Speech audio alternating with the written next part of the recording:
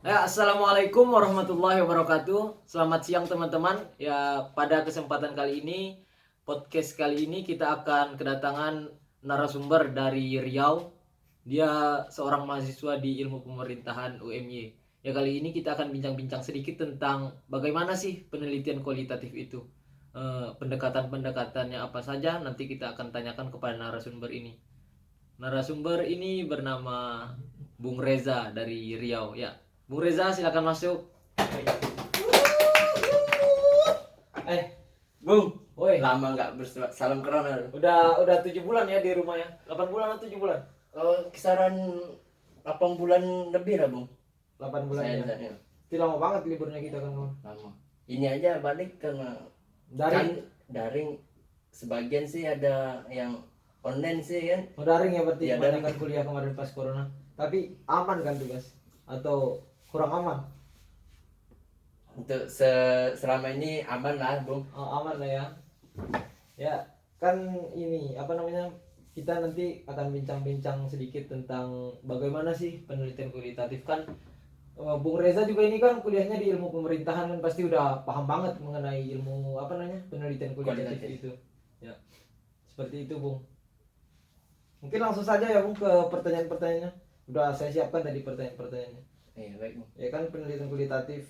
Mungkin yang pertama itu apa sih yang Bung Reza ketahui tentang ilmu apa penelitian kualitatif, pengertiannya lah istilahnya. Bagaimana? Jawabannya sudah saya letak di laptop tadi, Bung. Saya cek dulu, Bung ya. Oke Bung. Saya jawab dulu. Kalau mau minum Bung. Oh iya, Join aja kita ya airnya. Bungnya nggak minum nih. Kan join. Maaf ya Bung agak berantakan. Bentar saya mau semprot dulu biar harum ruangannya.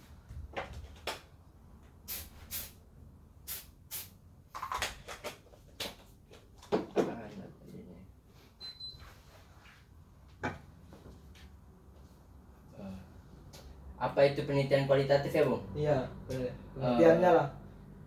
Penelitian kualitatif itu adalah penelitian yang bersifat deskriptif dan cenderung menggunakan analisis, yang mana proses dan makna lebih ditonjolkan dalam penelitian kualitatif. Proses dan makna lebih. Ya, proses dan maknanya itu lebih ditonjolkan. Nah, terus Landasan teori dimanfaatkan sebagai pemandu agar fokus penelitian sesuai dengan fakta di lapangan yang ada di lapangan, Bung.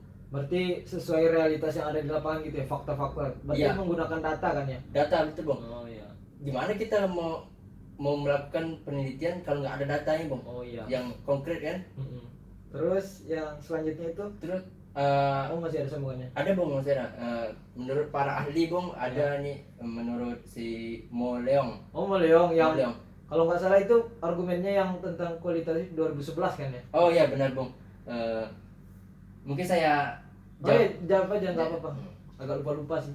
Menurut Mo Leong itu tahun 2011, penelitian kualitatif itu merupakan penelitian yang bermaksud untuk memahami fenomena tentang apa yang dipahami oleh subjek penelitian.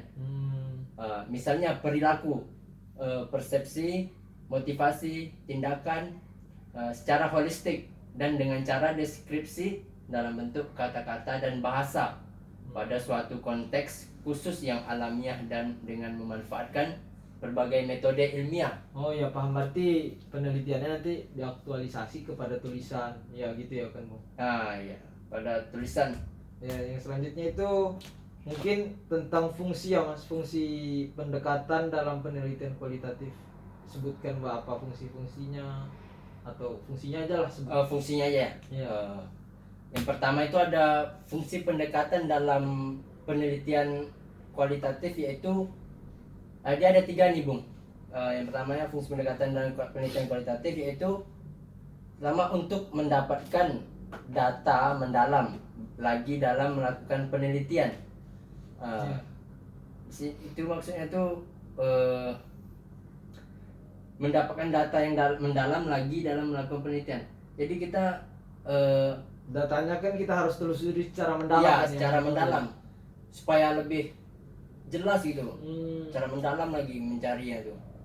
Terus ada yang untuk mengembangkan dan mengeksplorasi teori yang digunakan dalam penelitian kualitatif. Bagaimana caranya kita memperluaskan teori yang sudah ada itu kan ya, maksudnya mengeksplorasi kan. Iya, betul.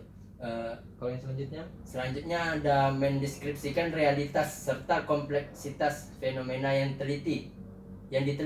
Berarti kita sebelum melakukan penelitian itu harus menyiapkan, mendeskripsikan realitas Oh iya. Paham. apa yang terjadi gitu. Ya, ngerti. Ah, Kalau yang selanjutnya itu mungkin kan kalau saya searching di Google tadi itu kalau nggak salah ada 5 kan. Oh, iya. Apa namanya, pendekatan dalam penelitian kualitatif. Coba Mas sebutkan terus jelaskan dari definisi singkat dari masing-masing pendekatan tersebut. Saya minum dulu Bung ya. Oh, ya, Biar nggak tegang. santai. Biar nggak tegang kali Bung.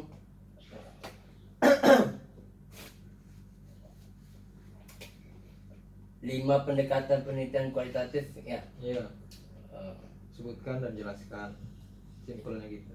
Yang pertamanya ada pendekatan studi kasus Bung. Iya, terus Eh, yang kedua ada pendekatan studi deskriptif. Yang ketiga ada pendekatan studi fenomenologi. iya, Yang keempat pendekatan studi grounded theory. branded teori ya. Yang kelima pendekatan studi etnografis. Di sini saya akan menjelaskan tentang satu persatu ya, Bung. bisa. Di sini yang pendekatan studi kasus itu merupakan pendekatan yang digunakan untuk menelaah sebuah kasus tertentu dalam konteks kehidupan nyata kontemporer.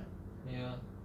Jadi dalam kehidupan nyata gitu Bung. Oh iya, paham. Paham?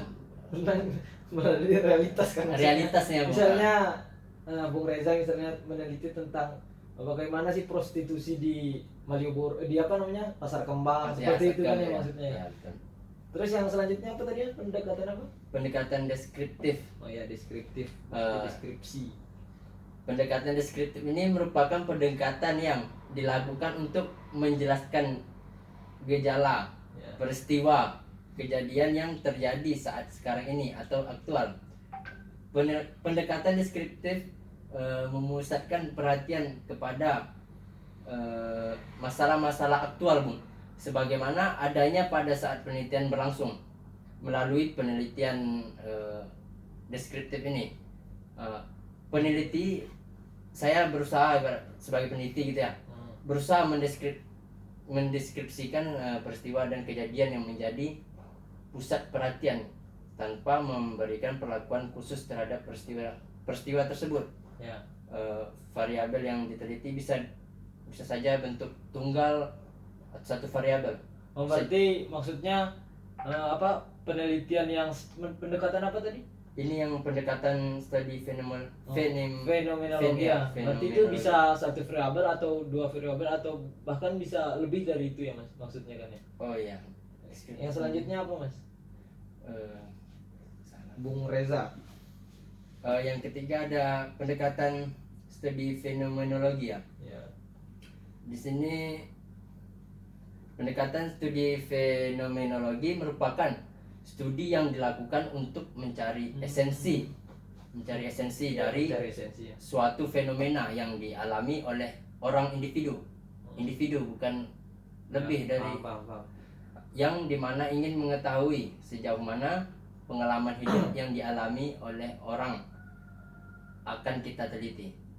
Paham, berarti misalnya ada suatu kejadian terus kita mencari esensi yang terjadi di situ, tapi yang kita teliti itu per orangnya, per Ya, individunya. per Oh individunya, ya, bukan ngerti. Terus selanjutnya Yang selanjutnya ada pendekatan studi grounded theory. Oh iya, grounded theory ya. Ya, pendekatan ini merupakan pendekatan yang dilakukan untuk mengetahui atau menemukan serta menghasilkan teori yang berhubungan dengan kondisi atau situasi tertentu. Melihat situasi pola hubungan individu dengan individu, bertindaknya atau terlibatnya dalam suatu proses sebagai respon terhadap suatu peristiwa. Intinya mengembangkan teori yang berhubungan erat dengan konteks peristiwa yang dipelajari. Yang terakhir apa? Yang terakhir ada pendekatan studi etnografi. Itu merupakan sebuah pendekatan yang digunakan untuk memahami cara orang-orang dalam satu komunitas berinteraksi dan yang teramati dalam kehidupan sehari-hari. Etnografi ini digunakan untuk meneliti perilaku-perilaku manusia berkaitan dengan perkembangan teknologi, komunikasi dalam setting sosial dan budaya tertentu. Berarti maksudnya sangat berkaitan dengan teknologi ya, misalnya tentang media sosial, teknologi HP misalnya kan gitu. Ya, betul. Ya. Yang udah habis ya makannya Mas? Udah. Mungkin yang terakhir itu apa sih Mas, apa perbedaan yang mencolok antara kelima pendekatan itu? Kan ada tadi ada pendekatan apa tadi, fenomenologi, Ya, ada 5 tadi. Iya, ada 5 tadi itu. Perbedaan yang mencolok itu loh Mas. Apa sih yang perbedaannya yang mencolok? Yang pertama itu ada pendekatan studi kasusnya, Bung. Ya. Lebih ke pendalaman terhadap kasus tertentunya yang belum bisa diselesaikan. Terus yang keduanya ada pendekatan studi deskriptif, di mana itu lebih ke eksplorasi, ingin mengetahui secara luas terhadap topik yang akan kita teliti tersebut. Terus ada pendekatan studi fenomenologi tadi, lebih ke yang mana pendalaman yang akan kita teliti, Bung, yang personal tadi, orang individu yang akan ingin diteliti tadi, misalnya seputar persoalan hidup maupun pengalaman hidup seseorang yang akan kita teliti tadi. Paham. Terus ada yang pendekatan studi grounded teori tadi. Ya, terus Ya ini lebih ke arah sejauh mana teori tersebut ya. digunakan itu. Oh iya ya, paham.